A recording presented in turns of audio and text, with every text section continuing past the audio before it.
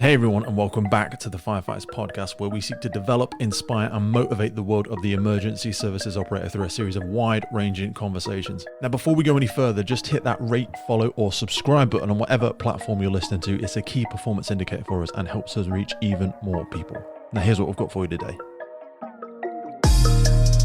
Christian Morgner, welcome to the podcast. How you doing, brother?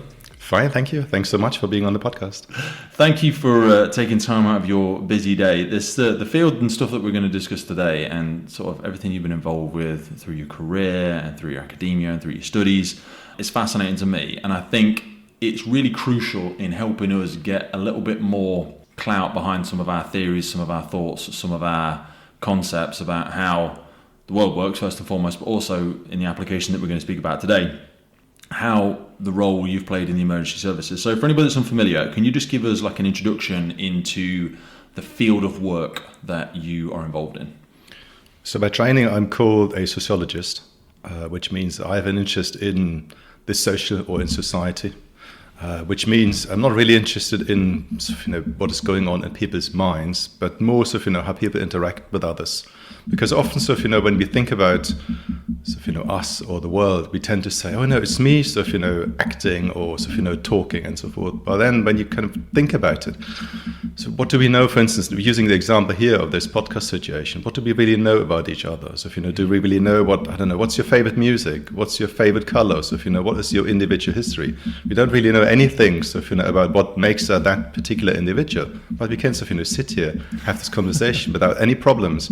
So, which means there must be something working beyond ourselves, beyond that, core individuality. And this is something I'm really interested in. What is that? So, what is it that brings people together, right? So, even though, they haven't really met each other beforehand and really, don't know much about each other's personal history. Today's episode was brought to you by our good friends at Wood Watches. We put so much thought into the people that we partner with on the podcast, and Wood Watches has been with us since the beginning. Now, they have 6 different collections now. In October, they brought out their new Fearless collection. Now, I've been speaking to some people in the past who have got that Wood watch for a specific occasion, for something really smart, really classy. But the best thing about the Fearless collection is that it's built to be worn in active surroundings. Now, again, if you're unfamiliar with it, the massive core of all these Wood watches is the upcycling of firefighting materials. And the Fearless collection has got a 100-year-old British Bash firefighter helmet melted down and placed inside the crown of the watch. That's exactly the same as they have with all of their collections. But this one also features repurposed black fire hose. I myself went for the Valiant watch. I've had this for a couple of years now. Really nice. I've got it in the red strap. There's a whole range of payment options. Go over and take a look at them. Whether you're thinking of a retirement gift, you got something special to celebrate, or you have just started your emergency services career, go over and check them out, WilliamWoodWatches.com. The best way to support the podcast is to support our sponsors, so please take a click in the notes below. Now back to the show. How did you get an interest in that to start with? Because it sounds like you're speaking to the choir with me with that, because I always think that in society we have to make so many subconscious assumptions about the people that we're interacting with. Otherwise we just wouldn't do it. I think of driving as a simple example. Like, you drove and did some tasks this morning. I dropped my children off this morning. I drove here, and I was 8 inches away from total strangers traveling 70 miles an hour in the opposite direction. And I made lots of assumptions that they weren't just going to collide over and kill me. And we interact with people every day that we know nothing about, and really invest a lot of trust in the world around us. So why did you become fascinated with this? I think it really goes back, I suppose, even to childhood. So I think in terms of growing up, so my mum was a nurse. And I think she was always the one interested in kind of the social side of things, right? Helping others, caring for others. Also worked for quite some time for her business. She had a caring business. Reading the newspaper to old people, cleaning their houses, doing like these sort of things. And then on the other hand, my father, he worked actually in social administration, but his background was in natural sciences. So he had studied physics. So from his end, he was quite interested in, the general laws, of physics and these kind of really broad and abstract questions. Yeah. And I always, found both of these areas really, really interesting, right? The kind of practical, hands-on kind of social stuff, caring and looking after people, but then also, still being interested in asking these very broad questions, where's the world coming from and why we're here and how does it all work, right? And I think at the time, I was kind of starting to search in terms of what I want to do after school. And so I went to, simply we had a local library, and I went to the local library, and I remember, talking to the librarian and told her, look, I've got these two interests. Can you find me a book, right? And I remember, she looked at her computer and then said, look, we've got a book here. It's called Social Physics.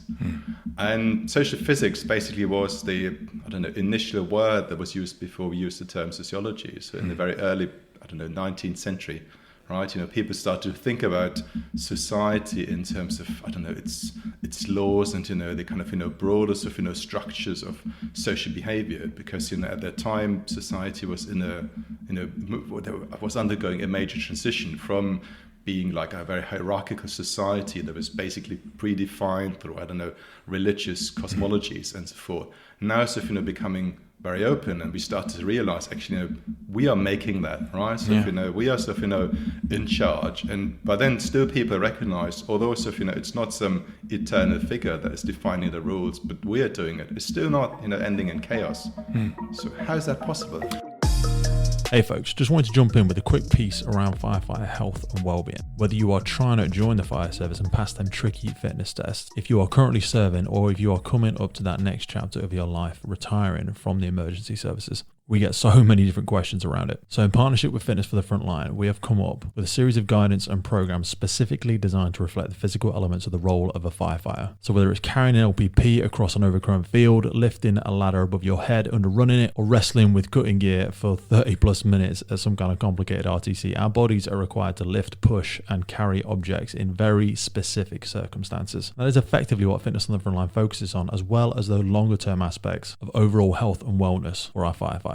Now, we are definitely not about to be smashing out world records or getting that beach body ready in 6 weeks rubbish. The systems and programs that we put in place are adjusted for people's current fitness levels, and they're not a prescriptive weight or a one-size-fits-all BS. It is very likely for myself personally that I'm still going to be a firefighter when I'm 60 plus, so longevity in the role is really important to me, and I know it is for so many people out there. It all starts with no obligation, 7 days worth of the programming, absolutely free. So whether you're joining, serving, or looking at the next chapter in your life, Fitness for the Frontline is designed by firefighters for firefighters. Now back to the show.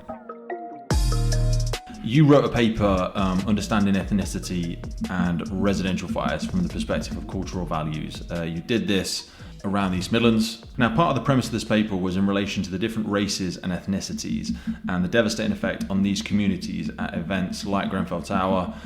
Why did you choose to focus on this? Because this seems like something outside of your field to an extent. Help us understand the connection firstly. As a sociologist, I think one of the beauties is that because, your field of study is society, again, so you can really study so many different fields, right? So you're not really restricted to just doing medical research or like understanding how medical practices have evolved. You can also do research on the media, on education, right? But also on different cultures, right? On different state of societies. And one of the areas, or actually two areas of research I've always been interested in is the world of risk and trust.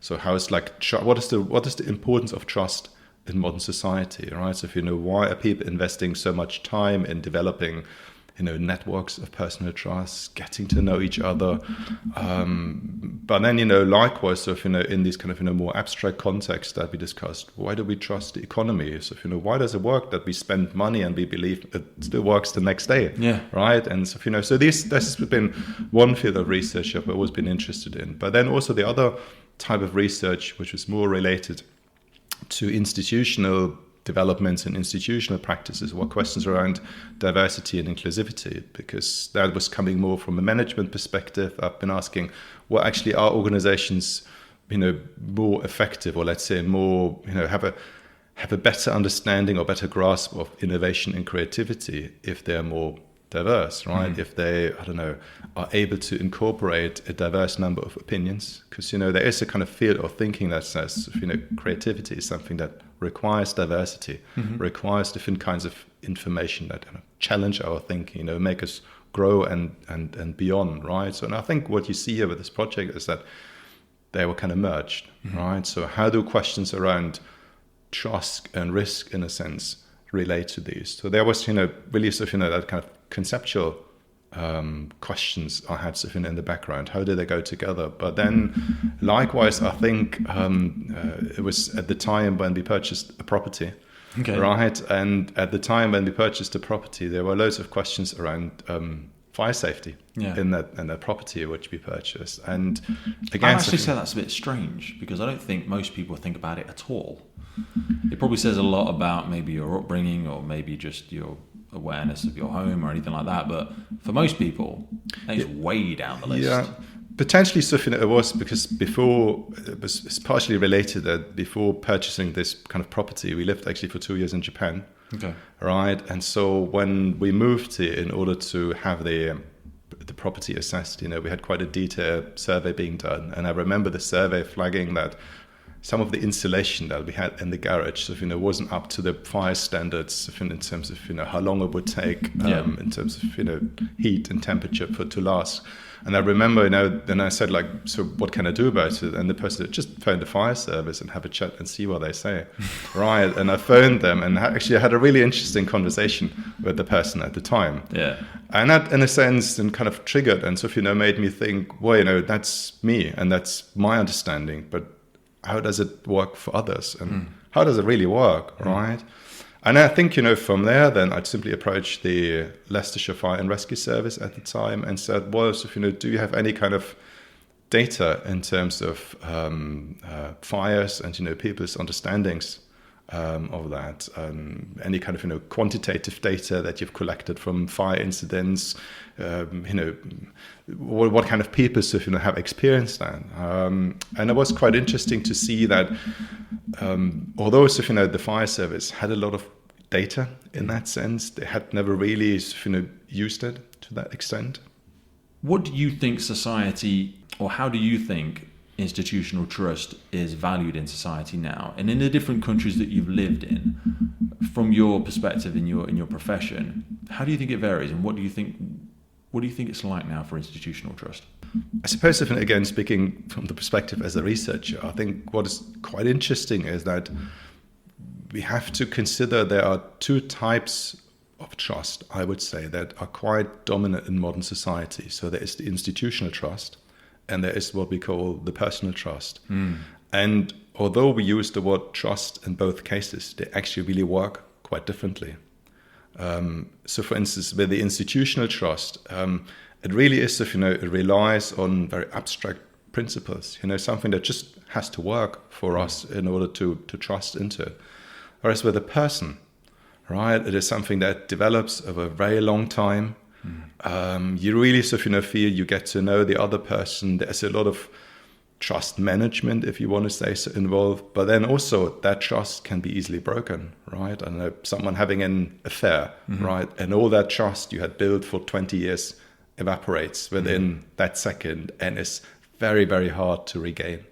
Whereas with institutional trust, I mean, I don't know, a bank collapses, but think about, the enormous, financial problems that were in 2008 or 9. It wasn't that people gave completely up and, went into growing their own potatoes in their gardens or tomatoes. We still put our money straight back in the next day. So therefore you see, there's a very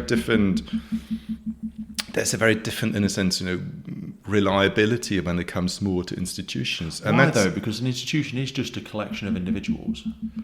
Yeah, you see, I think that goes back to the very early comment I made, that we often think it's made of these individuals. But think about an organization. I mean, imagine if that organization would just be in the heads of those people, the organization would die when they leave, right? But but most organizations these days, people are replaceable, right? So it's not that the organization collapses or dies as soon as these people are leaving and moving on, to do other things. So therefore you see something is at work here beyond their individual experiences, right? There are still certain structures in terms of membership, in terms of hierarchies, in terms of organizational principles that are still at work. And that's the same for any kind of institution. Right, so there are these broader principles, and we kind of work with them, we go along with them. Sometimes we criticize them because we like them to innovate. But at the end of the day, it's something that the actual individual isn't fully in control of, right? So from there, because otherwise, if you could on the one hand change it easily, and that could potentially be quite problematic. Or on the other hand, it wouldn't really give you that reliability that's needed in your everyday. And so therefore, I think when coming back to your question, compare the institutional trust in these countries, it's quite interesting that it's fairly stable. Right, so there is, be it Japan or was it America or the UK, so people still think that, I don't know, democracy, let's say, is the best principle in the way we run Do they? Democracy. But the difference is what I said before, the kind of personal element, right? So there is like a very strong decrease in certain individuals in politics, in certain political parties. So what you see, there is an increasing gap between what we call into institutional trust and the kind of more personal trust that we have into certain politicians or into certain political parties. Right? And the question is, and that's potentially from a research question, an unanswered one, is if that trust in certain political parties or individuals is declining to rock bottom, is that then in the end also impacting on the more institutional trust? Is it then leading to people to say democracy isn't the best thing anymore for politics? We should have very different forms in terms of how we organize it. And you see these elements, these cracks are appearing there. The populism you see in certain parts of populism, the kind of extreme perspectives, right wing, left wing. You start to see that are not really buying any more into this principle, but one potentially knows something very different about it. So I think you see we're potentially quite at an important transition, right, where that kind of political or that kind of more personal element, right, in terms of parties and individuals is really challenged, and it's becoming increasingly problematic. Either people turning away, or you see these kind of more radical developments. Whereas I think, like I said, the institutional trust is still fairly stable, but the question remains open where this is really going. I like to think so, but because the emergency services lives as we are government organisations, so much of that does bleed over, and I worry sometimes that there is less trust in the NHS and the police. Obviously, egotistically and out of my own bias, I'm sure, I like to think that people still trust in the fire and rescue service, because I don't think we have a real motive. I don't think there's an obvious motive behind the fire and rescue service. We're fairly transparent. We always turn up to help people. I think when people think of the police, they can weave into their narrative this idea that police are all against them, or it depends what you're doing. If you're doing something that doesn't adhere to the laws of the land, then the police are going to be your enemy. But it astonishes me most with the NHS and how much they get attacked and how much they get attacked either in the media or even physically on the streets. And I wonder why society is leaning away a little bit, it feels, from the emergency services. It feels that way to me sometimes. I mean, trust was one of the key topics, actually, also for this research study. It was one of the key features, in a sense, when we did the community survey, that kind of, in a sense, demonstrated to us that there are very different principles at work. And these different principles in terms of trust that we just discussed, I think there wasn't like a great awareness on the side of the fire service about these kind of different workings. So I think on the side of the fire service, it was very much seen as it's purely that kind of institution, right? And we're here to help. So I think that was very much the approach. But then when you think about it, I mean, again, with help, right? Why should someone help you? Why should you call someone for help? Why is that the right institution? So you should turn to. I think as soon as you start to think about this one and dig a bit deeper, you start to see, it might be different, right? So it might not, there might have been people that grow up and that kind of more abstract trust and into these institutions was a fairly more normal experience, right? And therefore, if you've got a problem in your home, be it a fire or that kind of situation, it's quite normal. You would call the fire service. But let's say if you had grown up under circumstances where trust was something where you really needed to know the other person in order to be sure that you could rely on their help, then it actually sort of, puts the fire service to a certain disadvantage because they don't necessarily have that kind of personal approach to it, right? Yeah. So I mean, the only time really when you get to meet a firefighter is when you're potentially in a very serious situation, and that's maybe not the best situation to do trust building, right? Because everybody's going to be very busy and very stressed out. So therefore, you see, some of the services, again, when it comes to these different workings of trust, might then, depending on your personal circumstances, be in a more advantageous situation. So, for instance, was also something that we saw in the research that it's quite interesting that people would, put trust into the NHS quite highly.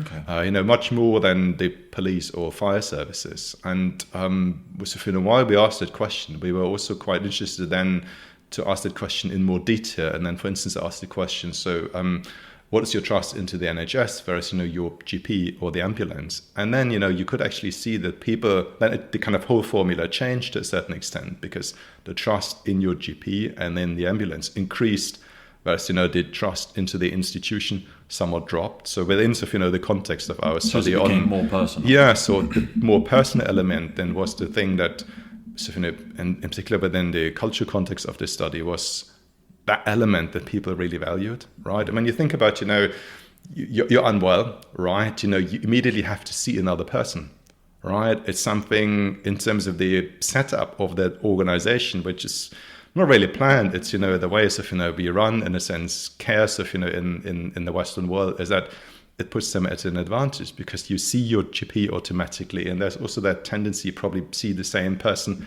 again and again because the way we allocate patients and all that works, and that's obviously really ideal for building trust because you see the same person over time, you have that kind of chat and conversation, whereas that continuous engagement is something that isn't necessarily something the fire service can offer, right? So even if you come to school or you do some talk again, because of the way you run the structure of a station, with different kind of groups that operate them, there might be different people going to these events, or let's say you might have it all planned, but then I don't know, there is a call and then you can't attend it, and then it takes a fairly long time again to go back to that group. So it's a much greater challenge for an emergency service like the fire service to in particular build a kind of personal trust.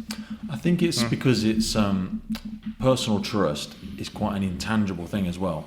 So from an organization's perspective, it's hard to quantify or even justify doing certain things if there's not a direct correlating metric that I can see improve, if that makes sense. So unless we are consistently carrying out surveys, which we try to do, but it can also, even carrying out constant surveys can become quite impersonal, to be honest with you. So when we're going out and attending events and things like that, I see a tremendous value in it, and I that's kind of what I always thought about when I was a kid, is the fire service. We're at local events, they're at local fetes, the door's always open, you see them out training, they're just in your community. They should be seen as a source of good and moral value, and you can approach them and they're safe and they can help you in a variety of ways, not just when you're in an emergency.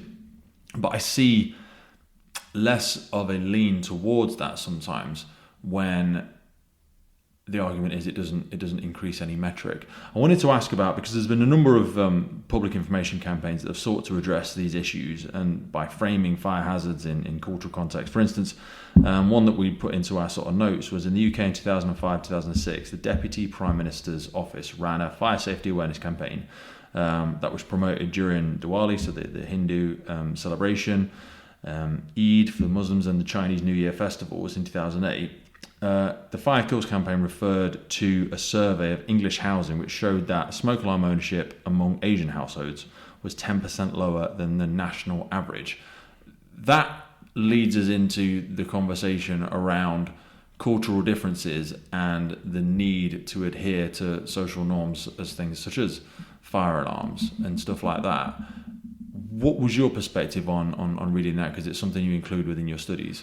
So I think on the one hand, what these initiatives and the evaluations of these initiatives are showing is, on the one hand, there is an increasing recognition that something has to be done, right? So it definitely isn't, a black hole on the side of the fire service that it's not being recognized. So you see quite a number of these initiatives across the UK, right? So over like a period of 20 to 25 years, where people have tried some of the things that you've mentioned, like providing free smoke alarms, running these awareness campaigns in ethnic newspapers.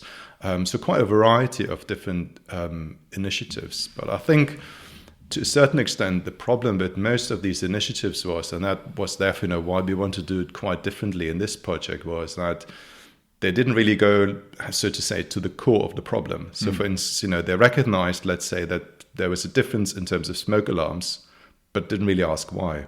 Yeah. So why has like a certain culture group fewer smoke alarms than the other? And that's not asking that question in a sense, then would cause further problems, or in the sense of would also mean that the kind of solutions provided in order to fix that problem weren't long lasting. So for instance, with that Asian community mentioned in this study was that then the fire service would go distribute and install thousands of like free smoke alarms, but then when they did an evaluation of this one, 5 years later, they would recognize, they've run out of batteries. Yeah.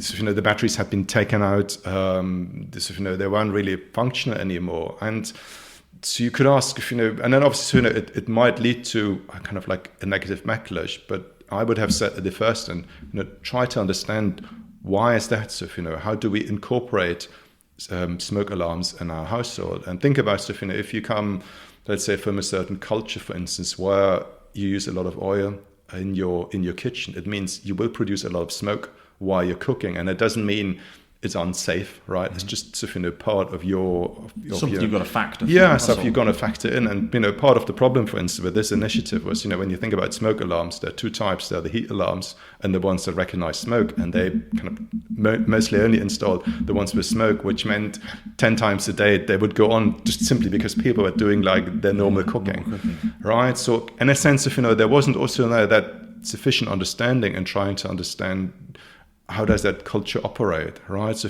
what are their daily routines, right? How can actually smoke alarms or these types of smoke alarms create more problems than really solving problems? And then rightly so, then people would remove that distraction also to go on with that. Fixes a problem once in a routines. Lifetime. Do you know what I mean? And that's usually the worst case scenario, and it gets you and your family out alive. But if it causes problems every day and only fixes something once in a lifetime, it's just a hindrance. And like you say, you don't fix the why behind the motive. Yes. It's like teaching a person to fish versus giving them a fish. We're just giving people fishes, and they're not really understanding why they needed one or why they should have one. And then when it's finished or runs out of battery, the fish dies, they don't get another one. Yeah. So therefore, I think with this project, it was really important to us to ask exactly these questions, because the data I've mentioned to you at the very beginning, the data I got from the fire service, was so in a sense, on the one hand, it kind of lacked all that cultural demographic information, but I could to a certain extent rectify that issue because I could relate that data to the national census. And so whilst merging these two data sets, it was actually possible for us to showcase that there are certain ethnic communities that have a higher likelihood to experience more fires, but especially also more severe fires, right? And at that time, we thought, it seemed almost like a culture issue, right? So, I don't know, something about the kind of cooking behavior or, the kind of culture understanding is causing that. But while we also looked at the data set, we had that one finding in there that was initially somewhat confusing, because what you would see is that people that lived in multicultural household were less likely to experience fires or less likely to experience severe fires. So it could even be someone who came from the same continent but from different countries, and they would live in the same household, and it would have a mitigating impact. Yeah. And we thought, well, that's quite strange, right? Because initially we would say, they're broadly coming from the same culture, right? That kind of reading into it. But how can it have an impact? And I think that very much changed the whole formula, in particular on my end, to say, well, actually, it seems it's not so much something about cultural behavior, but it seems more that it's about you stay, so to say, among the same group of people, right? So it's very, we use in social sciences, you use the word as being very homogeneous, right? So, people coming from more or less the same background. And so we were then wondering, well, why couldn't that be a problem? And I think, so, then it leads to what we've discussed earlier on how we actually learn about fire safety and fire risks. And it isn't a formal subject that we learn in school. It isn't a formal subject that you learn at university. So in a sense, fire safety is just something you pick up as being, I don't know, a member of society. So, by being around watching the news. Half the time. I think the same way I think of finances, because we don't really teach financial skills at schools either. We teach how to count, but we don't teach you about money. And you only really learn it when you make a mistake, when you get into an adult, when you go into an overdraft or anything like that. And I don't want to bash the education system. It's not an appropriate time to probably do that. But you have children in school. And like I say, we don't formally teach these life skills. We used to do stuff like, what do they used to call it? Oh, I can't even remember now. What was it called? Where it was like, cooking was one of the things you would do in it, but it wasn't called cooking. It was socio-economics. Is that what it was called? Yeah, so some of these, there were obviously slightly more practical subjects in school, but I think the point I'm trying to make is that, there are certain types of, learning that are not necessarily integrated into formal school education, and there might be a good reason why that is the case. Why we think we can't do everything in school. Curricula are already really busy, and you hear teachers struggling to cope with all that knowledge, and if you kind of say, oh no, that is missing and that is missing, then it might seem so obvious, but it really is, I think, part of the core issue that we're seeing here with the trust that we discussed, with the learning, because I think, again, two different areas coming together. And again, I think if we are not understanding the complexity of how they work and actually know how they're really important for that kind of safety, then it's difficult to understand how people manage it or why they aren't really managing it. And like I said, with the fire safety, it isn't a subject that we learn through formal education. It is a subject we just pick up, in that sense. But then that thinking then caused us to realize in the project was if that's something you kind of pick up because you're kind of like a member of society, what does it then mean for people that haven't grown up in that particular context, and especially that live in a community that, let's say, where most of the members of the community have the same knowledge as you are, right? So, and if you look at it then, from that perspective, then it doesn't become so much a culture problem anymore, but it becomes much more an information problem, because then the question is, why isn't that community receiving that information? Why are there certain barriers for them, in order to pick up that kind of knowledge? So that was then, in a sense, how the research shifted from, let's say, initially in a slightly more, stereotypical understanding of how this issue is often treated, to say, actually, it's much more complex. The information is out there, but because of the shape up of that community, it seems it creates certain barriers, for people to engage with that kind of knowledge, to receive that knowledge, to know it's relevant, to know it's important to them. So therefore, then going back to this, then therefore we really wanted to ask, why is that? So why is it causing these barriers? So what is the problem behind that, and are these barriers really, really severe? And why we then in order then to tackle this, we did quite a wide-ranging community survey asking people about their understanding of risk behavior, if they had experienced a fire, how would they deal with fires, what is the role of smoke alarms, cooking behaviors. So really it was a very detailed study of ethnic communities broadly. How did you do that? Because it's also a bit sad that the fire and rescue service weren't already doing some, I'm not saying they're sitting around doing nothing, but the fact that someone had to externally come in and do that. Well, I think, to a certain extent you have to see that in terms of the research capacities of fire service, it isn't, and probably that has something to do with the institutional structure of these organizations. Research isn't really at their core. Often you've got one or two people that work as a data analyst, and they already have to do all the reports.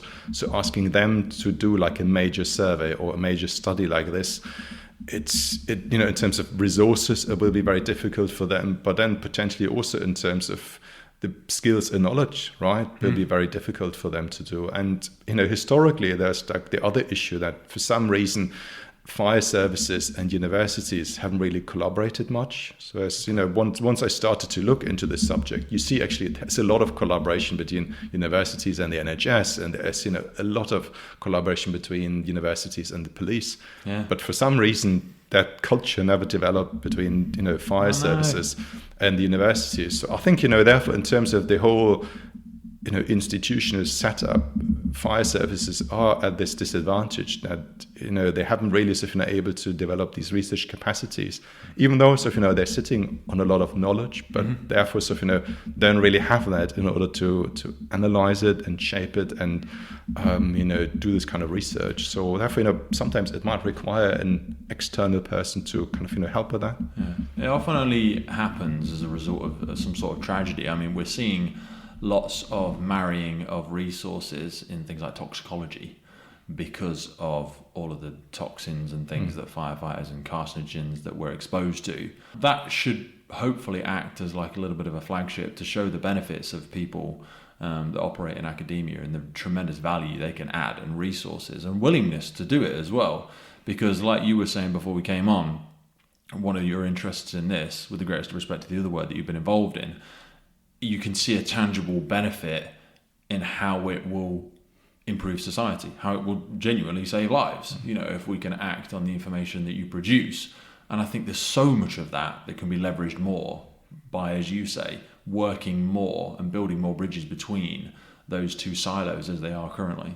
Yeah, I fully agree.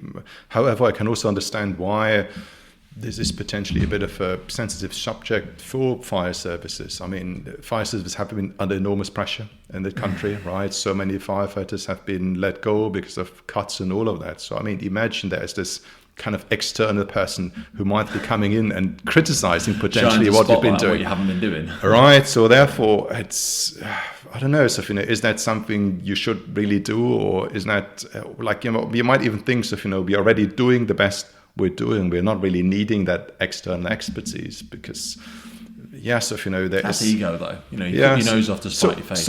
And like I said, because that culture in terms of collaboration hasn't existed for a very long period, you could also say that, likewise, what we discovered in the research, there's also that trust issue, right? So, and I think, with this, in particular with this project, I mean, initially when I started working with the fire service, there were mixed reactions to that, because on the one hand, people looked at the kind of data that were given to me and said, look, there's no problem, right?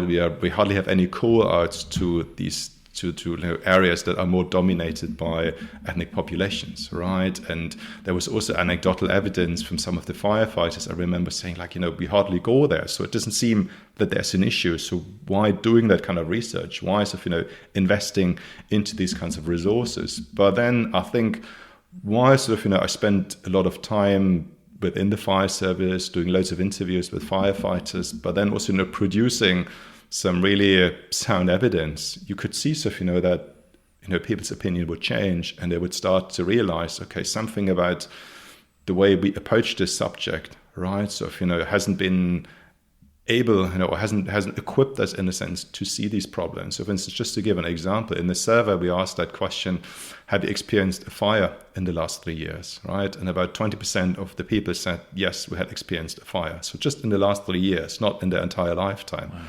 And then we also asked the question, and in order to deal with that fire, did you call the fire service? And only 2% did. Right? That's scary. So you see, there's quite a difference in terms of actually people having experienced a fire and calling the fire service for help. And likewise, we also asked the question, well, who did you then call? And it was quite interesting that the majority were neighbors, friends, family. So again, people in your personal trusted network, and not necessarily the abstract trust that you see on the side of the fire service, right? And once, in a sense, we had produced that data, people could see, I'm very serious about it, I'm committed, right? I think that then, people could see as if it wasn't a kind of, criticism that I say something is wrong here, but it was like a collaborative project, and I worked with some really great people within the fire service, who made that happen. And also while I was doing these interviews, I met so many firefighters who had developed their own strategies, in a sense, to deal with this, to engage with communities and how we work. And I've seen so many really, really interesting examples. But then again, there wasn't at the time a kind of internal research structure to kind of harness that experience, right, with these kinds of firefighters. Some, they had done some really cool, awareness projects, videos and things. But again, that was very much down to the individual. And once that person would leave the fire service, they would take that knowledge with them. Yeah. So again, there were also these institutional questions in terms of how can we collect that knowledge, how can we collect that data that wasn't necessarily done at the time. So that's then also we're now creating part of the problems that, in a sense, you could say the understanding was there, right, but at a kind of very micro level, right, and not really shared. So in the organization, no broader training structures were developed for this. I mean, for instance, when you see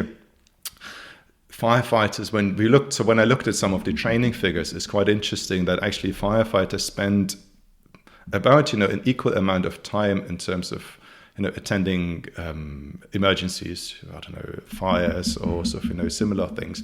But then likewise, they almost spend exactly the same amount of what you might call public engagement, going to schools, going to festivals, as you mentioned before, providing leaflets and these kinds of talks. So in terms of the time, it's actually what you see is already quite equal. But then when you look at the training that is provided for firefighters to deal with this, there's a massive amount, right, to train how to put on your mask, how to deal with that pump.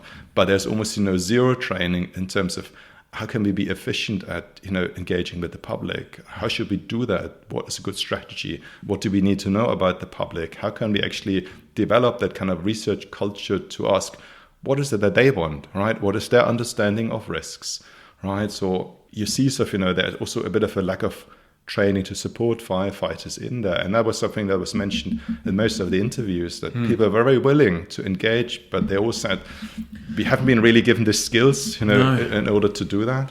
I remember being in the fire service for probably 9 years before I ever even received any training on how to carry out home fire safety checks and how to engage in the community. And we do a series of awareness courses and things like that, for want of a better description, but I think it's very rare we're presented with any formal information or training about the priorities, the values of these different diverse communities. So as you sort of allude to there, most people are just winging it.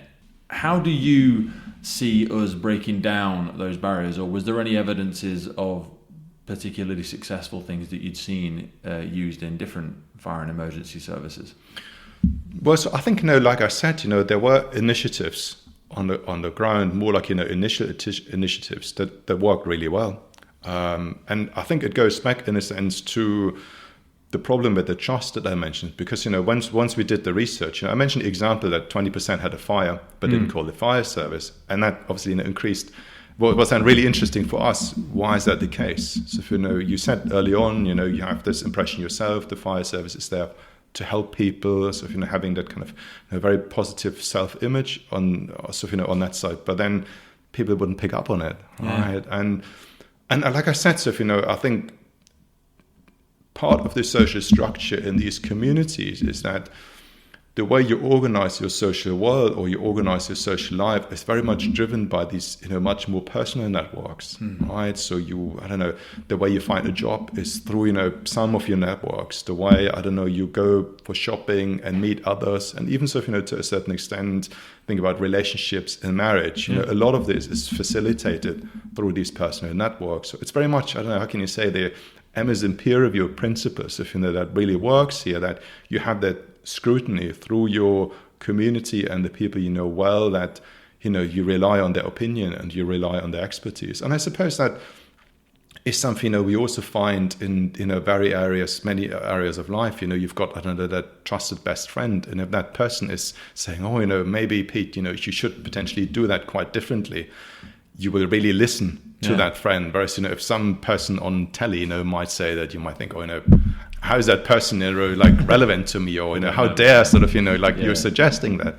So you see sort of, how trust, can make a huge difference in terms of people, taking information very seriously. And so why we then look at the research is we then also ask, how is the fire service engaged with these communities? And what we see is that the kind of engagement concept on the fire service is very much this sort of institutional top-down concepts of, dropping flyers, talking at communities.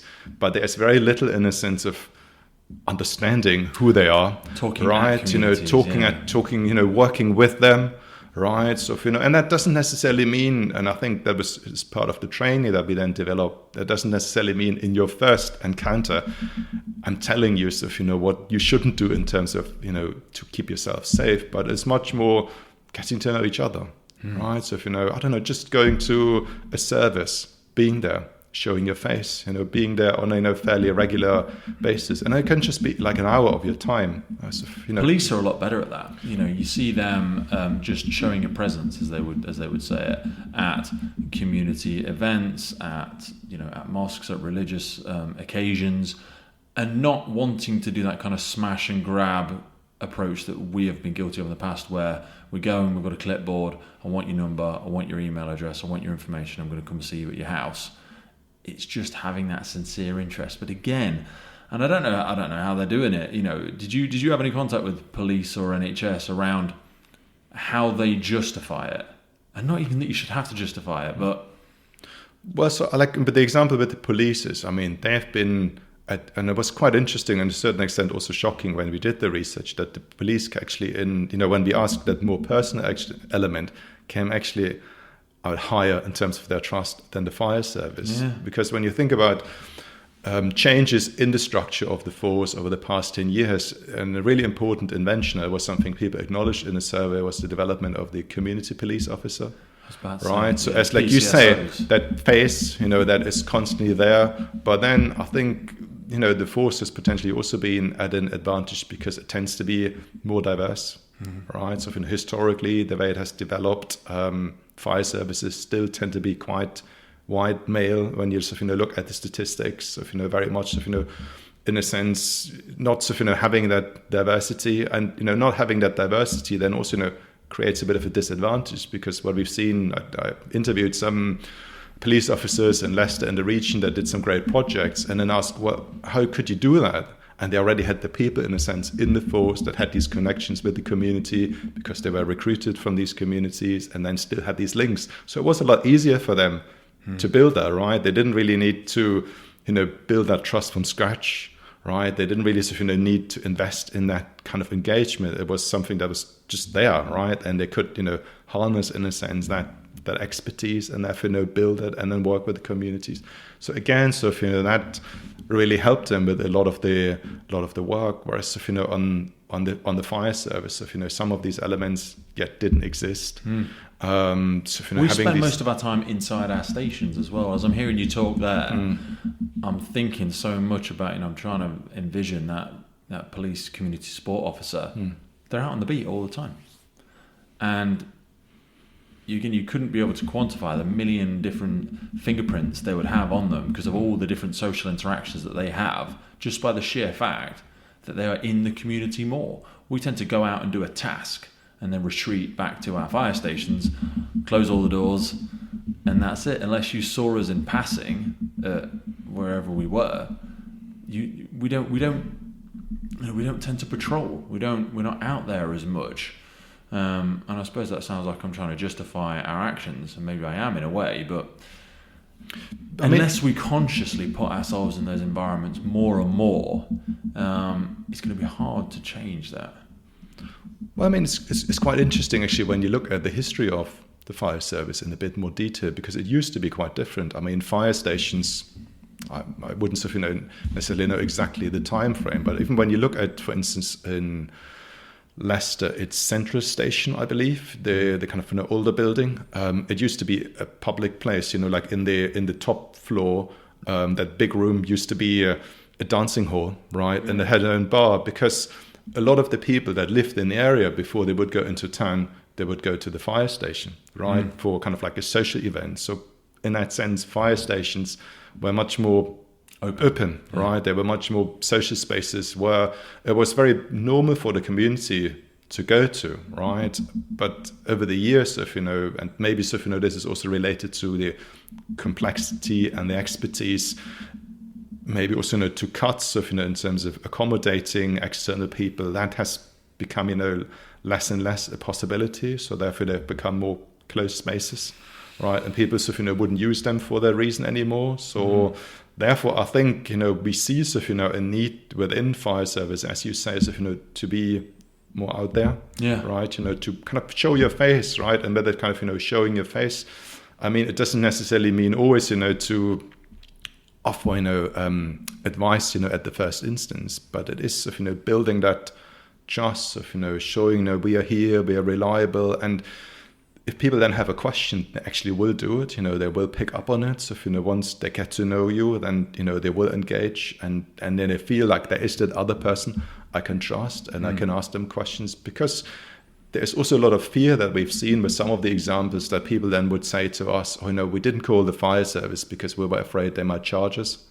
for it." So that was a very common question we heard. So there was this kind of anxiety in a sense, but then maybe some were also like anxious in a sense that the fire service, you had a fire, right, and the fire was, let's say, cooking related. Then a lot of people believed, well, I caused the fire, it's my fault, right? So if I call like an external institution, then they might tell me like it was your fault and you will be prosecuted for that, or I don't know, you will come to harm because you actually invite someone into your home who will then say, look, it was your fault. So there's quite a variety in terms of understandings, while then also people think and also there might be this question asking for help, right? So there could be different approaches to that. So maybe you should actually deal with this, you should be in charge, you should be able to control that and so forth. So there's quite a different variety in understandings that then so forth prevents in a sense why people might not engage with the fire service. But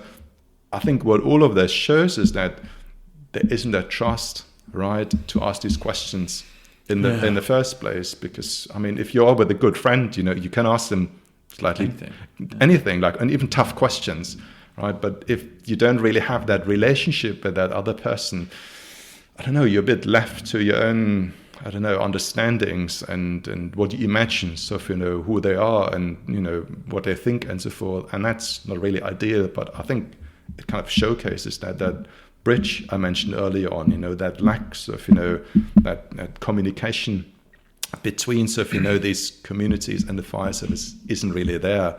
And therefore that a priority should be to try to develop these and build these bridges. And this is what the research wanted to do in order to showcase how can we build these bridges, what is it, and so as a result of this, one of the elements was that we built quite a detailed training that was integrated into the training pathway of the fire service.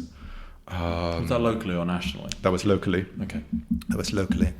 And what was the response like when you presented these results back? Were they astonished? Were they offended? Were they thankful? It was an overwhelmingly positive experience, right? So everybody I've met, and I presented that research at all levels of the fire service, at middle managers, at the very top, local firefighters. I mean, towards the end, I had so many presentations just to showcase the results, and everybody said, this is so valuable, this is so important for us. If they do something with it, though.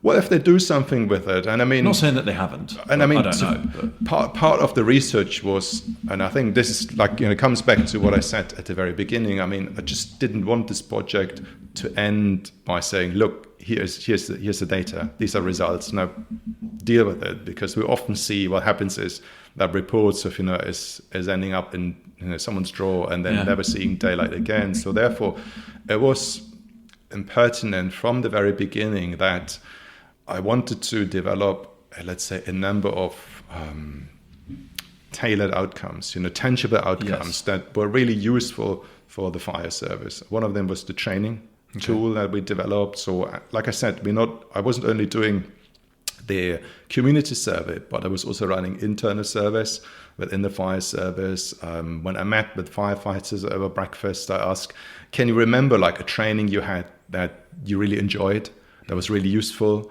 you really learned a lot? Why was that? Why did it work so well for you, right? And, what a lot of people said is in terms of what you said with the home fire safety checks, it was just PowerPoint presentations. It was a bit dry, whereas a lot of people said, we had been, I still remember, there was a training on that particular pump, and it was so tangible and practical, and I learned so much from it because you're really doing it, right? So therefore, part of the engagement training that we developed was a bit of a mix of these things. So there was a bit of context in terms of some of the research findings, just to make people think there is something going on. But then there was also a lot of practical stuff people had to do in terms of reflective exercises, in terms of doing a diary, in terms of collecting bits and bobs of information on their own within their networks, but then also doing small projects, going actually into these communities and applying that kind of knowledge, and then coming back and having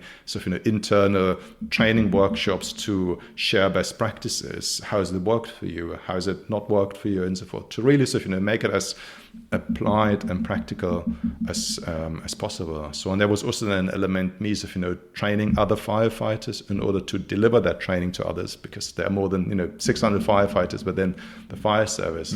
I couldn't train them all, so there was also this element of training the trainers involved. And I think I quite like this idea, because it would enable the fire service to develop this on their own, right? Because again, the other danger is you bring in this consultant, they do this training once, and then again it evaporates after the funding has run out. So I think it was also really important that this project is sustainable.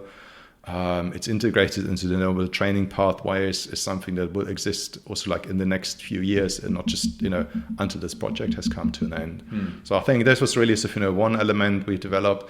The other one was also around corporate communication, because as part of the research, like I said, the personal element was really important. But then when we actually looked at some of the corporate communication, let's say flyers, let's say posters and so forth, and we compared that, for instance, with the NHS, what we noticed was that all that communication within the fire service was very abstract and didn't actually include any pictures of firefighters. I'd say, quite ironically, pictures a bit of, doom and gloom, so, with fires in there and burning houses and then loads and loads of information in there, right? So there was no personal connection you could build, through that corporate communication. People buy from people. You've got to put people in the picture. Yes. So they can identify with somebody. And even not the communities, the kind of customers or service users weren't in there, right? So therefore, I think then we also hired I worked with an ethnic photographer, and we took a number of firefighters to go to the communities and then work with members of the communities to do a number of really interesting photo shoots, did some interviews with them, some quotes, and then created a really different type of visual communication that people could really relate to, in terms of the people that were in these images, how we engage with them, and so forth, to, in a sense, showcase what firefighters are actually doing, right? Yeah. Because they're actually doing all that, but for some reason it never made it into the corporate communication. So, producing these flyers was then also somewhat, producing that kind of imagery was then also something to give back to the fire service. And because, as you know, often firefighters are actually in charge in producing that. It's not necessarily, it's something that is being designed at the top of the organization, but actually it sits something very much at the local level. So it was also really, giving that inspiration. How could you do it differently? How does the community see it? How are they incorporated into the images? Again, in order to equip them, that if they have to develop it in the future, working with other communities, how could this be done? How could it look like? How did we, do it? And is that something they could also incorporate into their best practices? So these were, I think, initially two of the elements that we gave back as quite tangible outcomes to the fire service, plus then the report and quite a number of recommendations that refer then also more to what I've said before, the institutional or internal structures, in terms of how could that knowledge, right, that people have on the ground being better collected? How could it be better shared, right? Across, for instance, let's say, you've got the Blue Watch that tends to be more the kind of community sort of, oriented watch. But then, I mean, likewise, sort of, others, be it Green or sort of, some of the others, they might also benefit from this, right? But there isn't really a kind of horizontal structure within the fire service where these firefighters would necessarily come together and share that. So I think, part of the recommendations also included to think about this. And I'm really pleased to say that it was really taken on, and they've employed now new people to deal not only with this from an external perspective, that is something you often see, but then also employ people that deal with this from an internal perspective, right? Have someone who oversees these processes, giving a platform to that kind of knowledge. So I think there have been a number of very positive outcomes from this project. Because you've got to truly apply those resources to it, otherwise you're just giving it lip service, aren't you? And if nobody's championing it, if you don't actually appoint somebody in these positions, it's not going to execute. It's not going to have that longevity and truly be sustainable. Because I think now, as our communities only expand, but the level of diversity remains the same. Like you say, if we don't build those bridges, I almost think of it like distilling alcohol. If those communities don't interact outside of the community, don't interact with the emergency services, certainly with the fire service perspective, as those generations continue, it's only going to distill and become more isolated and more purified. And it will be even harder to break through those barriers at those points if we don't act on it now.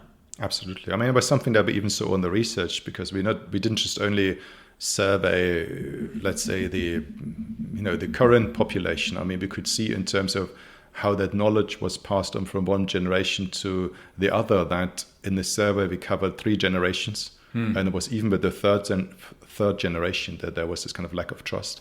Really? Yeah. So it definitely is something that is passed on from one generation to the other. And like I said, I mean, if you're able to sustain, a lot of your life within that community, how could this develop? Why should you? And if the fire service isn't really seeing that because they haven't done that research, they aren't able to intervene or build these bridges, so along that way, right? And then integrating that knowledge and making also part of people's everyday life. Because like I said, the way we learn about fire safety is through sort of like kind of this very general communication, and not through sort of some sort of formal education. As we sort of come to a close, I wanted to sort of zoom back out and ask what sort of other societal challenges you think you're looking at now. What are some of the things that fascinate you most about society now, and some of the challenges that we're facing? Because this is only one of an entire, buffet of challenges that we're facing. Yeah, so I think at the moment I'm working on 2 other projects. One is more related to questions around ecological issues. Okay. And the other is more related to people with dementia.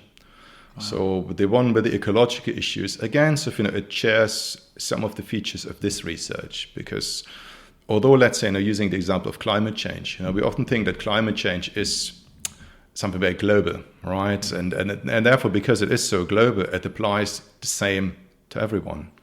But, like I've mentioned before, I lived in quite a variety of different countries around the world, and based on that experience, I started to realize that people's understandings of nature, environment, ecology isn't necessarily the same that I have. I mean, even when you think about what kind of image pops into your head when you think about nature, to some is the forest, to some is the ocean, to some is certain animals, certain sounds, and so forth. And all these, in a sense, differences then also impact on their understanding of risks of the environment, right? So for instance, let's say if your understanding of the environment is it should be peaceful, it should be for relaxation, right? Then in a sense, the dominance of policies then you find in that country will be it shouldn't be touched, right? It should be conserved, and so forth. Whereas in other countries you might see that nature is more a provider,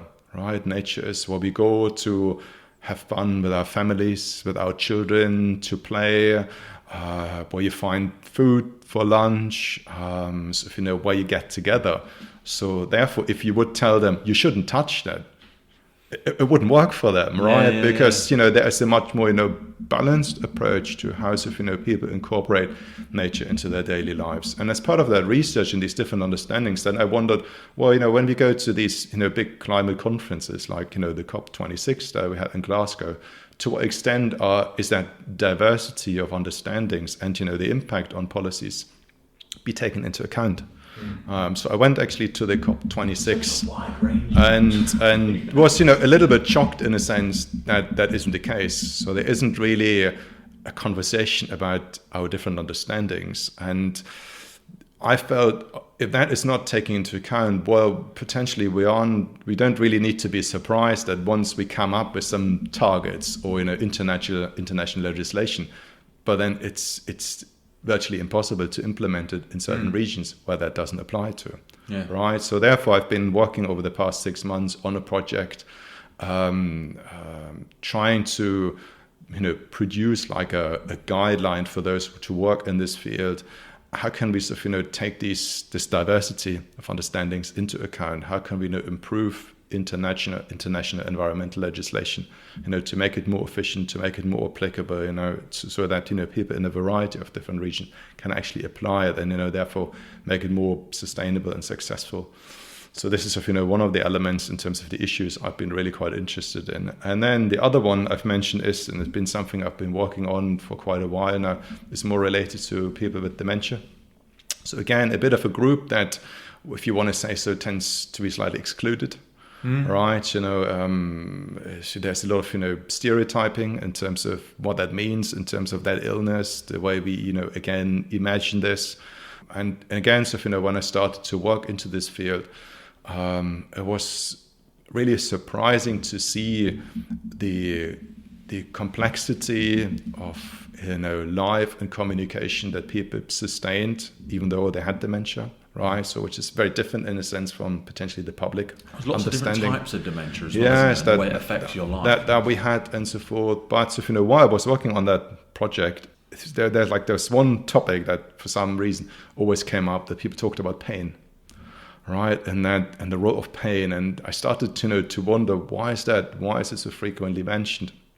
And at the time, actually, physical or psychological? Yeah, both types. Both types of the kind of mental stress you have, let's say on the side of the carer, for looking for someone 24/7. But then also the person themselves. So that this was an issue, and actually at the time it coincided that I had quite a severe sports accident and was for 6 months in quite severe pain myself. And so while I remember at the sports clinic, remember the medical staff would often ask me, so how would you rate your pain today? Is it this 7? And you would get these surveys, and then with these pain questionnaires, I don't know if you've ever seen them, and they can easily be like 120 words long, and you look at them and you think, well, what does it mean, and how is that different from the other, right? And then you have to look at this the next day, and you start to realize, I can't really compare that. So using these questionnaires, and you start to realize that it requires a lot of verbal skills in order to explain to another person, that is my pain. Right, and that then would lead me to the question. That's a great point. Sorry to interrupt you there, but like you say, because it brings my mind back, and I'm not trying to go back to different subjects, but that limitation of language is tremendous, because if you only have one or two ways of saying something, your ability to articulate your feelings about pain, about safety, about friendship, about trust is very limited, and it kind of narrows our vision and our ability to communicate so much. Sorry to interrupt, but that is a really distinctive point I hadn't thought about until you just said it. And that's the point why it is then so difficult for people with dementia, because although in our general understanding, we often associate dementia as the kind of memory loss disease, but actually it also means that people's linguistic skills decline over time, and that goes both ways. So that on the one hand, they're unable to verbalize their thoughts, certain words just disappearing, and for whatever reason you can't remember them. But likewise, it also works the other way around, that people would talk to you, you couldn't recognize these words, right? So you can't associate meaning to them. So it really becomes over time very, very challenging to communicate with others. And if you then, bring these two areas together, that actually pain, as you said, requires quite a sophisticated element of communication, but then you have this linguistic decline, it creates a severe challenge for people with dementia and people who walk into this field who deal with this. And you see then quite severe consequences that on the one hand, it's not being treated properly, right? Which then leads to aggression. You've been in pain all the time, and the kind of pain medication you've been given is far too less because you can't really verbalize it, or the people on the other end can't really decipher it. It might lead to anxieties because you might think, oh God, is the pain coming again, and so forth. Or on the other hand, you might also see that it's been overrated, and then people are nearly sedated. You go to care homes and you see, people in wheelchairs are not really able to talk or really do anything.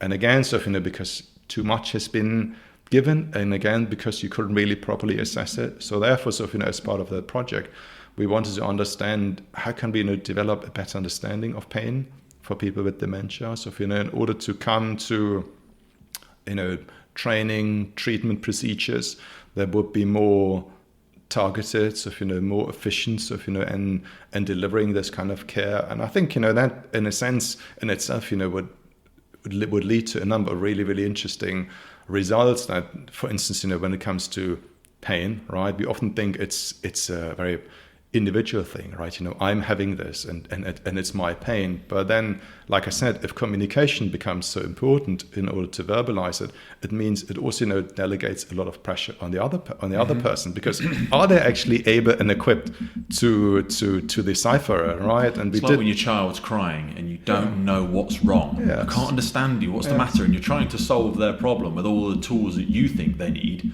But I can't understand you. I don't know what's wrong. Yes, and then again, when you look at training of let's say staff at dementia care homes and so forth, I mean, none of them has been given any specialized training on pain, how to recognize pain and so forth.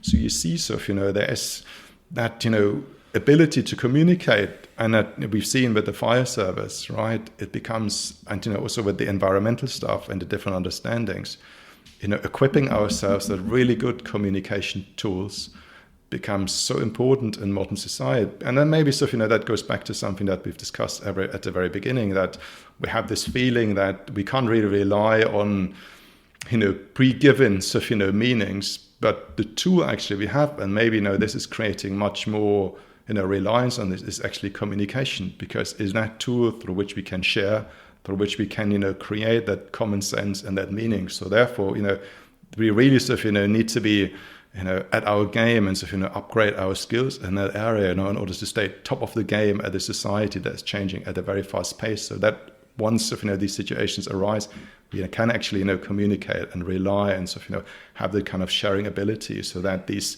common meanings can be created and we know what we are talking about, and therefore address these challenges. I think that is a great place to finish, because that overwhelming desire to develop our communication skills, because I always say that whilst we've never been so connected in society, we've also never felt so alone. We have lots of fast food conversations that are very shallow, and I almost think that's why we've seen the growth of things like podcasting, because people crave that in-depth communication because they're not really given it. People don't feel listened to. Echoing back to the dementia aspect, people don't feel listened to, don't feel heard. And I worry that as we delve more into the world of technology and social media, it can come at a cost of being less able to articulate our thoughts and communicate our feelings. Absolutely. So I think communication is like really key in a sense to how we can relate to others, how we can try to understand them, how we can make sense of the world. So, and obviously, like you say, it's changing with different communication technologies, with knowledge being changing. So therefore, we can't also take communication, or those we seem to be so easy to do it, taken for granted. No, right? It is something. It is something that requires a lot of development and understanding in our everyday life. The way we communicate with our children, the way we communicate with our partners, and then also professionally, how we communicate at work, how we communicate our research and so forth. So it's a very important topic in a sense that stretches across all these different projects that I've mentioned to you. And I think that really shows there is a very pertinent area that is really applicable to us in a quite variety of different scenarios, settings, and so forth. And therefore, staying on top of that, I think it's really important. I think that is going to be the key to be able to sustain an effective society, is our ability to keep communicating. Frequency, doing it often, and not being scared of making mistakes. I think sometimes we lean away from communication because we're scared about offending or upsetting people. But I think we increase the likelihood of doing so if we don't talk at all. That's the real danger for me. Christian, I found that absolutely fascinating, brother. Thank you so much for taking time out of your busy day to be here with us. I'd love to have you on again at some point in the future, actually. I've got a feeling you're going to delve down several rabbit warrens of society, and I'd love to touch base again and maybe find out a little bit more about one of them as well. That'll be my pleasure. Thank you so much, Pete. The Firefighters podcast is a global podcast seeking to develop, inspire, and motivate the world of the emergency services operators. Through a series of wide-ranging conversations celebrating those within our sector, we seek to encourage and support this incredible group of people. It's brought to you by myself, operational firefighter Pete Wakefield, and I speak with individuals from all walks of life who I sincerely believe can add value to or develop those who have chosen this life path. Please support your emergency services wherever you are in the world, and thank you for listening.